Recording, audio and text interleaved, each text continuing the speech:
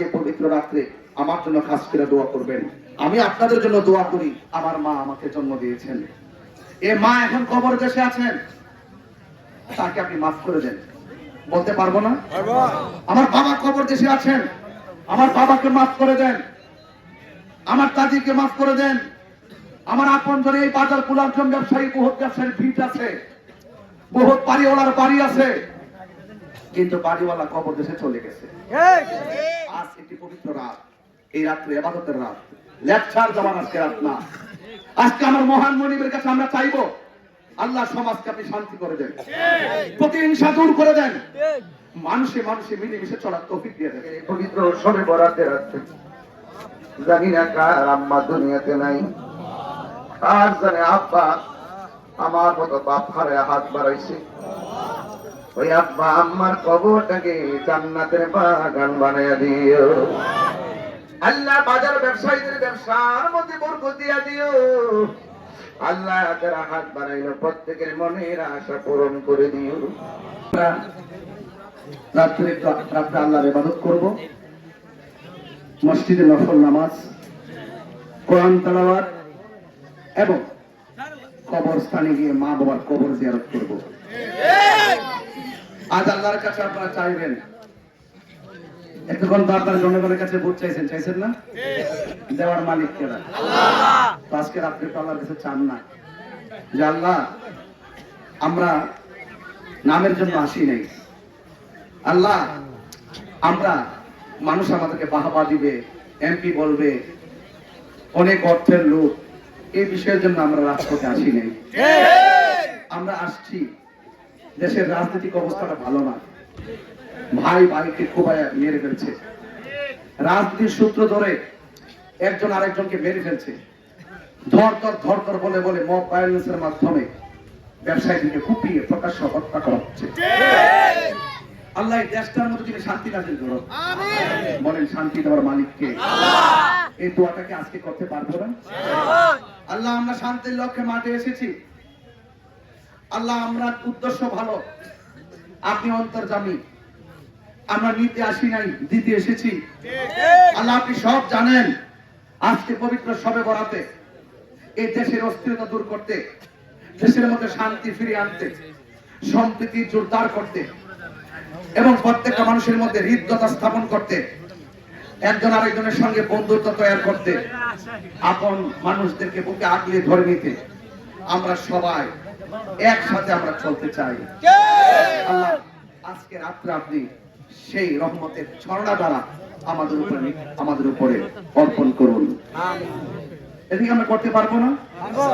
এটাও বলতে পারবো, আমরা প্রতিহিংসা রাজনীতি করতে আসি নাই ভাই, আমরা মানবতার রাজনীতি করতে এসেছি। বিশ্বাস করেন, প্রমাণ পাবেন, ধাপে ধাপে প্রমাণ পাবেন।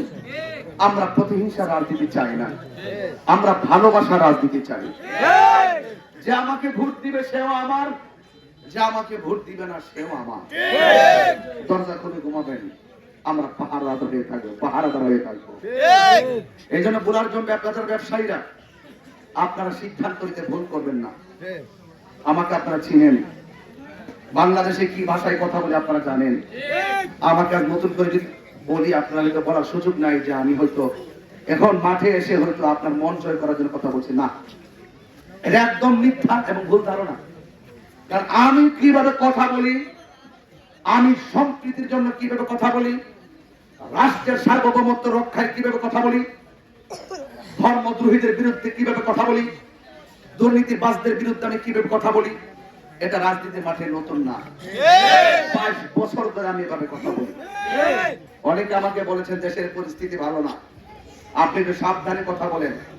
আমি বলছি আপনার তো 50, 60 না 300 বছর বাঁচবেন, আপনারই সাবধানে কথা বলুন। আমি মনে করি আজকের দিনটাই আমার শেষ দিন হতে পারে। আমি যদি হক কথা না বলি আর আজকে যদি আমি মারা যাই, আমার মহান মনিবের কাছে আমার জবাব দিতে হবে। সমাজের অনেক দায়িত্ব থাকে, আজকে দায়িত্ব, যে দায়িত্বের কাজগুলো দায়িত্বশীলদের কাছে থাকার কথা ছিল, আজকে সেই দায়িত্বগুলো দায়িত্বহীনদের কাছে চলে গেছে। যেই জন্য তারা একটা ভোটে নির্বাচিত হওয়ার পর মানুষকে মানুষই মনে করে না। আমাকে বলা হচ্ছে আমার সমর্থনকারীকে বলা হচ্ছে যে মোমবাতি মোমবাতি করতেছো 12 তারিখ ছায়া লোক, এরপরে বুঝবা। আমি প্রশ্ন করতে চাই, আপনি বুলার চোখ কাকে হুমকি দিচ্ছেন? এই মানুষটা তো আপনার ভাতিজা হতে পারে, আর এটা আপনার সমাজের মানুষ, এটা তো বুলার চোখের মানুষ। আপনি যখন বুলার চোখের কোন সমর্থককে যখন আপনি মামলার হুমকি দিবেন, হামলার হুমকি দিবেন, মেরে ফেলার হুমকি দিবেন, আপনি আপনার ভাতিজাকে হুমকি দিয়েছেন, আপনার চাচাতো ভাইকে হুমকি দিয়েছেন। যেই ব্যক্তি রাজনীতির নামে রক্তের সঙ্গে গাদ্দারি করে, এটা এদেরকে রাজনীতিবিদ বলা হয় না, এটা অমানুষের পরিচয়। কথা বলেন, আপনি কাকে হুমকি দিচ্ছেন? মরার ভয় করেন। আমি আপনাদের অনুরোধ করে বলবো, আজকে আমি সময় একদম চলে যাচ্ছে, সামনে 12 তারিখে আসতেছে, হয়তো এই রাজনীতির মঞ্চে আজ আমি যেইভাবে দিন রাত আপনাদের কাছে আসতেছি, আপনারা যেভাবে আমার ওয়াজের মাঠে ওয়াজ শোনেন, যেইভাবে আমাকে আপনারা মহব্বত করেছেন, আপনারা বুকে হাত দিয়ে বলুন, আমি বুলারচুম থেকে চুনারঘাট থেকে শুরু করে 22টি বছর ধরে কথা বলেছি। আপনারা বলুন, আমি কি সত্যকে গোপন করেছি? আমি অসত্যের বিরুদ্ধে লড়াই করেছি, আমি শান্তির জন্য যুদ্ধ করেছি। এই জন্য আপনাদের সকলকে বলবো, আজ পবিত্র রাত, শবে বরাতের রাত, ওয়াদা করুন যে আমরা আর হিংসা করব না। আজকে রাত্রে হিংসুকের দোয়া কবুল হবে না। আজকে রাত্রে মা বাবার অবাধ্য সন্তানদের দোয়া কবুল হবে না। কথা কি বুঝতে পেরেছেন? তাই আজকে থেকে হিংসাকে দাফন করে দিবেন, মা বাবার কদমে চলে যাবেন, মা বাবার দোয়া নিবেন। আর মা বাবার দোয়া যদি আপনার হৃদয়ে থাকে, আপনার হৃদয়টা আলোকিত থাকবে। আজকের এক রাত্রে আপনাদের বুলারজনবাসীর ব্যবসায়ীদের ব্যবসায় আমি বরকত কামনা করি। এই 12 তারিখে নির্বাচন আসছে, আমাদের অতিথিগণ এবং আজি চান্দিয়া চাচা সহকারে যারা সুন্দর সুন্দর বক্তব্য দিয়ে গেছেন, আমি শুধু এতটুকু বলবো, যদি বিশ্বাস হয়, যদি মনে হয় যে না সংসদে আলেমুল আমাদের যাওয়ার কিছু দরকার, সংসদে একটু ভিন্ন লোক যাওয়ার দরকার। একতরফা আমরা রাষ্ট্র ব্যবস্থা দেখেছি, একতরফা রাজনীতি দেখেছি, একতরফা ক্ষমতা দেখেছি, এবং ধর্মীয় মূল্যবোধের আলোকে 2-1টা লোক সংসদে যাওয়ার দরকার। পক্ষের মানুষকে বলবে, বিপক্ষের মানুষকে বলবে, শান্তির জন্য কথা বলেন, ঠিক কিনা? আমরা শুধুমাত্র একতরফা দেশ চালাবার স্বপ্ন দিচ্ছি না। এই দেশে ব্যবসায়ীদের কথা ভাবতে হবে, এই দেশে মেহনতি মানুষের কথা ভাবতে হবে, এই দেশে চাষ শ্রমিকদের কথা ভাবতে হবে, এই দেশে প্রবাসীদের কথা ভাবতে হবে, এই দেশে জুলুম নির্যাতনের বিরুদ্ধে কথা বলতে হবে। তাইলে আপনি সোনার মানুষে পরিণত হবেন। আমার বুলারচমের মানুষ, আপনাদের খেদমতে আরজ করি, এখানে সুন্নিরা অনেকে আসছেন। সুন্নি ভাই, সুন্নি ভাই, বাবা সুন্নি ভাইরা যারা এখানে এসেছেন, আমি মনে করি আপনারা আমাকে তো চিনেন। এই চুনারুঘাট মাধবপুরে শতকরা 90% সুন্নি মানুষ। আমি তো ঘরে বসে থাকলে তো পাশ করার কথা। সুন্নিরা যদি মনে করে যে 55 বছরের ভিতরে এমন একটা সুযোগ আমরা কখনো পাইনি, সম্ভাবনা যেহেতু জেগে উঠেছে, সুন্নিয়তের পক্ষে একটা লোক সংসদে যাইতে পারলে তাহলে দেশের সার্বভৌমত্বের পক্ষে তাৎক্ষণিক কণ্ঠে কথা বলবে। আমি তো আপনাদের পরীক্ষিত মানুষ, অর্থের কাছে ইমান বিক্রি করবেন না। আমি কি বোঝাতে পেরেছি? অর্থের কাছে আর পেশিদারিত্বের কাছে নিজের স্বকীয়তাকে বিলীন করে দিবেন না। হকের পক্ষে থাকবেন, সত্যের পক্ষে থাকবেন।